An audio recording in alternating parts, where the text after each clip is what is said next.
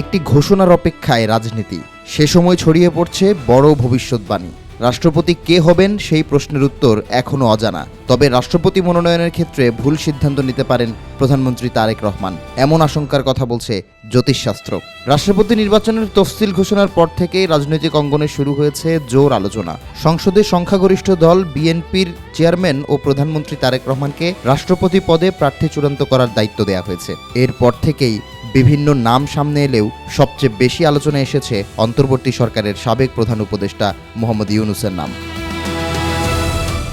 এই আলোচনার সূত্রপাত হয় গেল 5 আগস্ট। জুলাই গণঅভ্যুত্থান স্মৃতি জাদুঘরের উদ্বোধনী অনুষ্ঠানে দীর্ঘদিন আড়ালে থাকা ডক্টর ইউনূসকে মঞ্চে ডেকে নেন স্বয়ং প্রধানমন্ত্রী।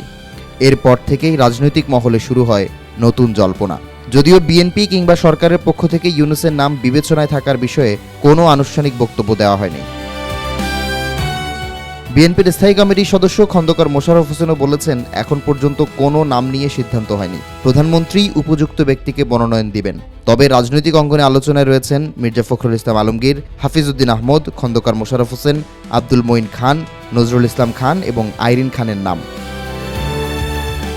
এর মধ্যেই প্রধানমন্ত্রী তারেক রহমানকে নিয়ে এক জ্যোতিষ বিশ্লেষণ ছড়িয়ে পড়েছে সামাজিক যোগাযোগ মাধ্যমে। প্রখ্যাত জ্যোতিষী আখতারুজ্জামান দাবি করেন, 27 জুলাই থেকে শনি গ্রহ রেট্রোগ্রেড বা বিপরীতমুখী অবস্থানে থাকবে। ফলে আগামী 6 মাস প্রধানমন্ত্রীর জন্য সঠিক সিদ্ধান্ত গ্রহণ কঠিন হতে পারে।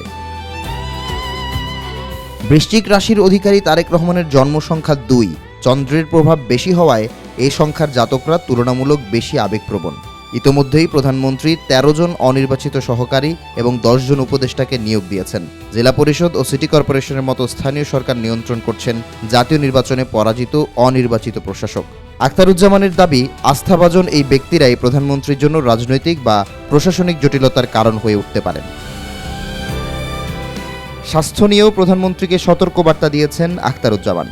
জ্যোতিষ বিশ্লেষণে জানানো হয়, শনির প্রভাবে আগামী কয়েক মাস শারীরিক অসুস্থতা, মানসিক চাপ, রাগ, জেদ এবং সিদ্ধান্তগত অস্থিরতায় বাড়তে পারে।